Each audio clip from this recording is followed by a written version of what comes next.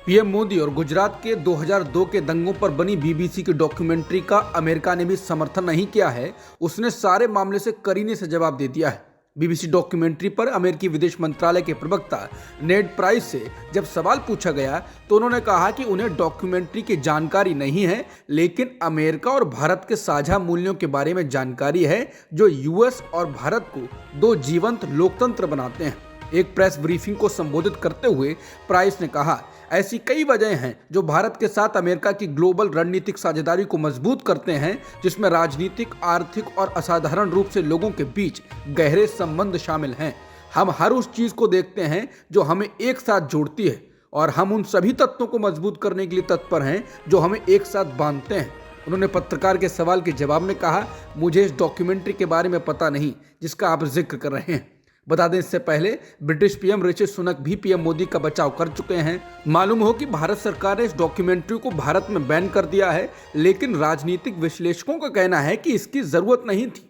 मोदी सरकार को अपने संस्थानों पर भरोसा जताना चाहिए था और डॉक्यूमेंट्री को तवज्जो नहीं देनी चाहिए, क्योंकि उनको सुप्रीम कोर्ट से क्लीन चिट तो मिल चुकी है। और दूसरी बात यह भी है कि इस डॉक्यूमेंट्री से बीजेपी को देश में चुनावी रूप से कुछ भी नुकसान नहीं होने वाला है। ये बीजेपी की राजनीति को सूट करती है। हालांकि भारत के G20 देशों के अध्यक्षता से पहले बीबीसी के द्वारा जारी की गई इस डॉक्यूमेंट्री का उद्देश्य अंतर्राष्ट्रीय स्तर पर मोदी की छवि पर सवाल उठाने से हो सकता है।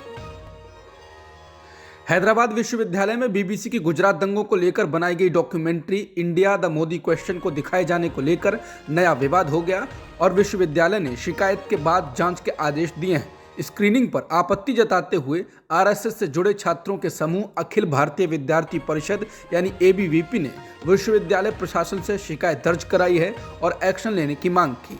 इसको लेकर विश्वविद्यालय की ओर से कहा गया कि प्रशासन ने कैंपस सुरक्षा विभाग से इसको लेकर विस्तृत रिपोर्ट मांगी है। वहीं एबीवीपी की ओर से अभी पुलिस में शिकायत नहीं दी गई है। बता दें, जेएनयू में भी बीबीसी की इसी डॉक्यूमेंट्री को दिखाने के लिए कार्यक्रम रखने की बात सामने आई, लेकिन प्रशासन ने इस कार्यक्रम को रद्द करने का आदेश जारी कर दिया है। जम्मू कश्मीर में भारत जोड़ो यात्रा के दौरान दिग्विजय सिंह के द्वारा पुलवामा हमले और सर्जिकल स्ट्राइक पर सवाल उठाने के बाद कांग्रेस बचाव की मुद्रा में आ गई है। पत्रकारों के द्वारा यात्रा में जब दिग्विजय सिंह से पूछा गया कि उनके बयान से पार्टी ने किनारा कर लिया है, तो दिग्विजय सिंह ने जयराम रमेश को आगे कर दिया और कहा कि इनसे सवाल पूछें। वहीं जयराम रमेश ने कहा कि इसके बारे में मैंने कल ट्वीट कर बिल्कुल साफ बताया था कि इस मुद्दे पर कांग्रेस पार्टी का क्या रवैया है और इस पर मैं कुछ नहीं बोलूंगा। इसके बाद एक बार फिर जब पत्रकार दिग्विजय सिंह से सवाल पूछने लगे तो दिग्विजय सिंह ने कहा कि हम सुरक्षा बलों का काफी सम्मान करते हैं और उनको सर्वोच्च स्थान देते हैं। इसके आगे वो चुप हो गए। हालांकि उनसे बार बार घेर कर जब सवाल पूछे जाने लगे तो जयराम रमेश भड़क गए। वो गुस्साए नजर आए और उन्होंने पत्रकारों के माइक पकड़कर हटा दिया और कहा कि हमको चलने दें, आप सवाल मोदी से पूछिए। बता दें, दिग्विजय सिंह ने पुलवामा हमले के बाद भारतीय सेना के सर्जिकल स्ट्राइक के दावे पर सवाल उठाए। उन्होंने केंद्र की नरेंद्र मोदी सरकार पर झूठ फैलाने का आरोप भी लगाया है। वहीं बीजेपी ने पलटवार करते हुए कहा कि विपक्षी पार्टी प्रधानमंत्री मोदी से नफरत में अंधी हो गई है और भारतीय सेना का अपमान कर रही है। दिग्विजय सिंह के बयान के बाद बीजेपी ने कांग्रेस को सेना के नाम पर बुरी तरह से घेर लिया है, जिसके बाद जयराम रमेश ने कल ही सफाई देते हुए कहा कि वरिष्ठ नेता दिग्विजय सिंह द्वारा व्यक्त किए गए विचार कांग्रेस पार्टी के नहीं हैं, उनके व्यक्तिगत विचार हैं। 2014 से पहले यूपीए सरकार ने भी सर्जिकल स्ट्राइक की थी। राष्ट्र हित में सभी सैन्य कार्रवाइयों का कांग्रेस ने समर्थन किया है और आगे भी समर्थन करेगी। कांग्रेस डैमेज कंट्रोल में लगी हुई है, लेकिन सफलतापूर्वक चल रही भारत जोड़ो यात्रा को दिग्विजय सिंह के बयान ने नुकसान तो पहुंचाया है। दिल्ली नगर निगम के मेयर, डिप्टी मेयर और सदन से स्थायी समिति के 6 सदस्यों के प्रतिष्ठित पदों के लिए आज चुनाव हो रहे हैं। मनोनीत पार्षदों के बाद निर्वाचित पार्षदों की शपथ हो चुकी है। इसके बाद मेयर का चुनाव होगा। सदन की अध्यक्षता बीजेपी पार्षद सत्य शर्मा कर रहे हैं, जिन्हें लेफ्टिनेंट गवर्नर वीके सक्सेना ने पीठासीन अधिकारी नियुक्त किया। इस बीच बीजेपी सांसद हंसराज हंस ने दावा किया कि मेयर तो आज भाजपा का ही बनेगा। बता दें, आम आदमी पार्टी ने शैली ओबराय को मेयर का उम्मीदवार बनाया है, जबकि डिप्टी मेयर पद के लिए आले मोहम्मद इकबाल को उम्मीदवार बनाया गया है। बीजेपी ने रेखा गुप्ता को मेयर पद के लिए और कमल बागड़ी को डिप्टी के रूप में उम्मीदवार बनाया है। पिछली बार के हंगामे और धक्का मुक्की को देखते हुए इस बार एमसीडी मुख्यालय के सिविक सेंटर में सुरक्षा बल तैनात किए गए। मध्य प्रदेश के मुख्यमंत्री शिवराज सिंह चौहान ने घोषणा की है कि मध्य प्रदेश के सरकारी स्कूलों में अब गीता और रामायण पढ़ाई जाएगी। भोपाल में विद्या भारती के कार्यक्रम सुघोष दर्शन कार्यक्रम में सीएम चौहान ने राज्य के सरकारी स्कूलों में धर्म ग्रंथों की शिक्षा देने की घोषणा की है।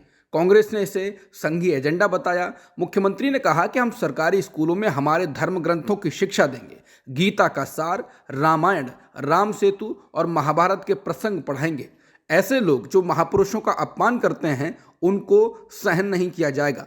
मध्य प्रदेश में इन ग्रंथों की शिक्षा देकर हम बच्चों को नैतिक शिक्षा देंगे। मुख्यमंत्री की घोषणा ने सियासी रंग ले लिया।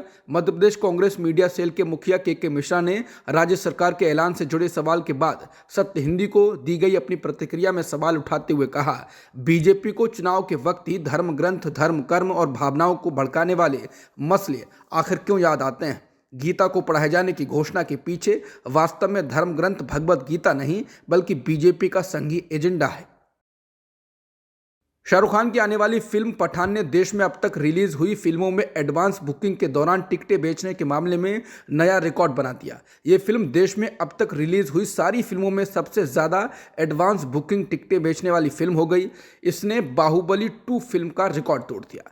25 जनवरी को रिलीज हो रही फिल्म पठान की एडवांस बुकिंग में 6,63,000 से ज़्यादा टिकटें अब तक बिक चुकी हैं।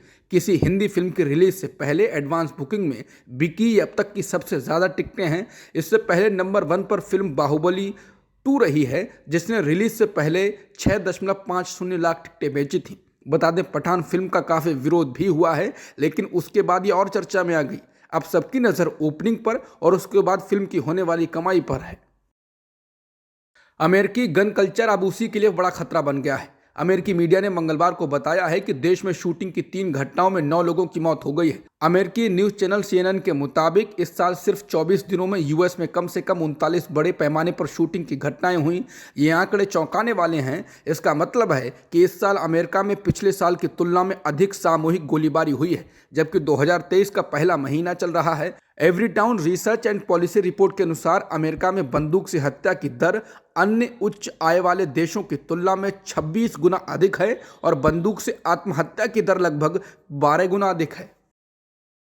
भारत और न्यूजीलैंड के बीच इंदौर के होलकर स्टेडियम में खेले जा रहे तीसरे वनडे मैच में न्यूजीलैंड ने टॉस जीतकर पहले गेंदबाजी करने का फैसला किया है। बता दें, सीरीज के पहले 2 मैच भारत जीत चुका है और इसके साथ ही वो सीरीज जीत चुका है, लेकिन उसकी कोशिश होगी कि वो तीसरा मैच जीतकर एक दिवसीय रैंकिंग में ऊपर आए। बता दें, इससे पहले हैदराबाद में खेले गए मैच में भारत ने न्यूजीलैंड को 12 रनों से हराया था।